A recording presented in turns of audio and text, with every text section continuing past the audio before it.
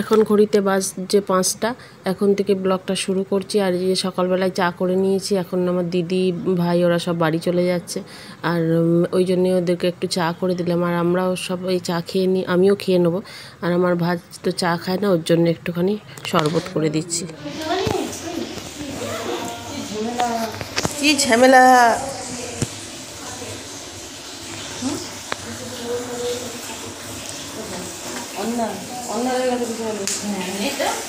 কি নেবে?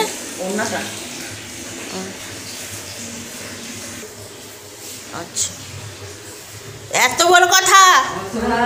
হ্যাঁ দিদি, আর দাঁড়া, আমি ওখানটা দরজাটা জল দিয়ে দিই, তারপরে বেরোবি।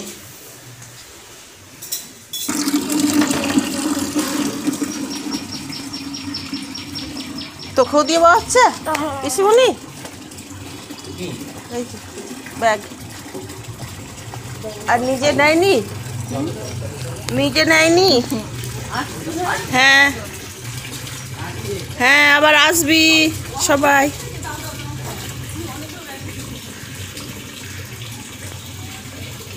সবাই তো চলে গেল, ঘর ফাঁকা হয়ে গেছে। এখন এবার আমি কলে জল ভরে নিয়েছি, জল এসেছিলো, জল ভরে নিয়ে এখন এই যে রান্নাঘরে চলে এসেছি। রান্নাঘরটাও পরিষ্কার করবো। আর তার সঙ্গে যেহেতু রান্না বেশি হয়েছে ওই জন্য বড়ো ওভেনটা নামিয়েছিলাম, এগুলো তো এখন আর লাগবে না। ওই জন্যে ভালো করে সাবান দিয়ে স্কচব্রাইট দিয়ে ভালো করে পরিষ্কার করে ধুয়ে তুলে রাখবো।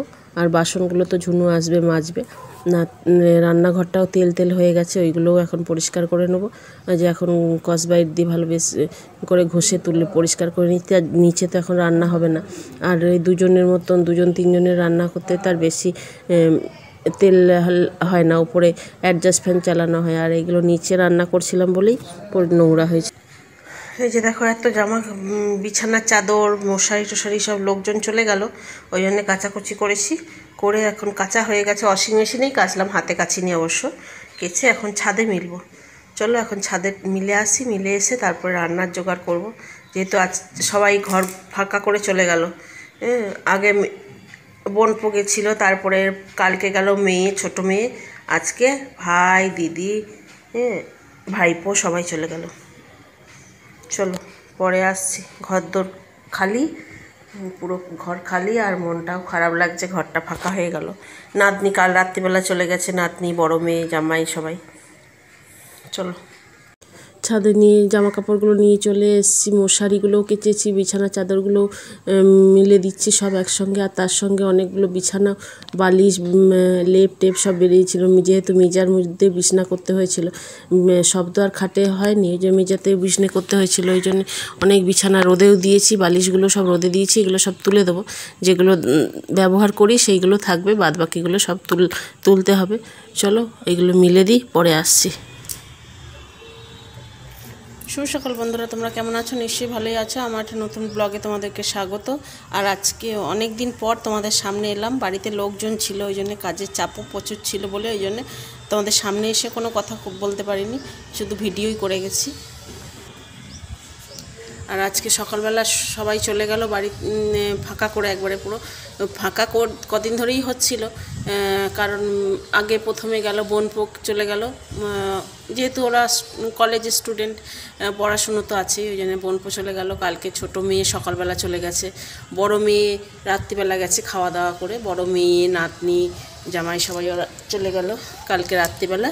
আর আজকে সকালবেলাতে ভাই, ভাইপো, দিদি, ভাজ সবাই মিলে চলে গেল। আজকে পুরো ঘর ফাঁকা, এখন শুধু ঘরের মধ্যে আছে আমরা বর বউ দুজনে, টোনাটুনি দুজনেই থাকবো। টোনাটুনির সংসার, টোনাটুনি থাকবো না তার কি করব বলো।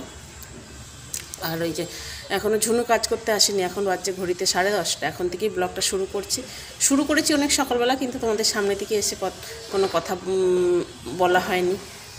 কদিন ধরে তো হচ্ছেই না। আর এখন সমস্ত, যেহেতু ওরা সব এসেছিলো, বিছানার চাদর, বালিশে রোসার, তারপরে মশারি টশারি ছিল, সেই সবগুলো কাচাকুচি করলাম, করে এই যে ছাদে মিলে দিয়েছি।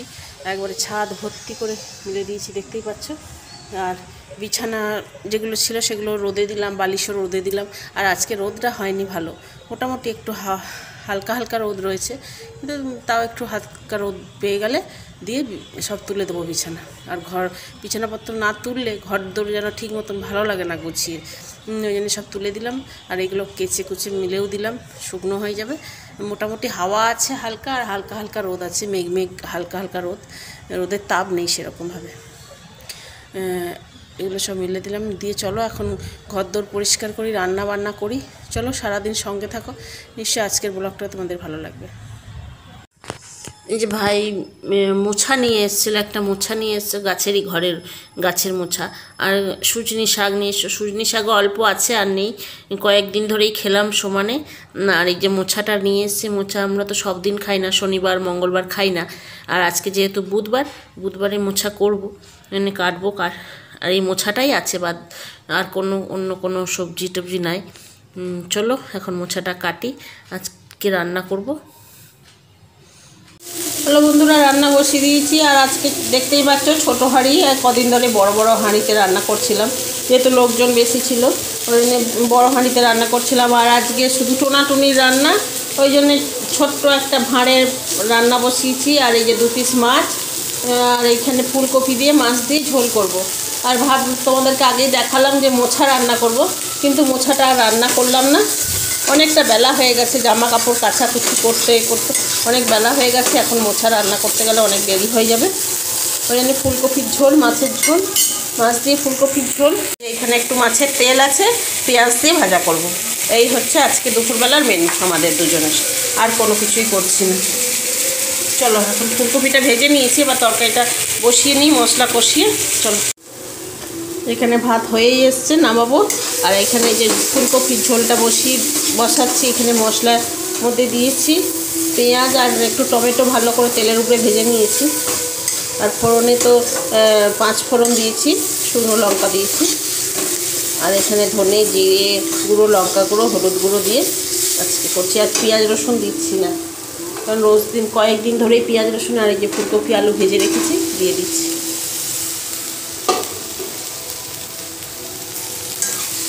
কয়েকদিন ধরে পেঁয়াজ রসুনের রান্না খেয়ে আর ভালো লাগছে না, ওই জন্য আজকে পাতলা করে রান্না করছি।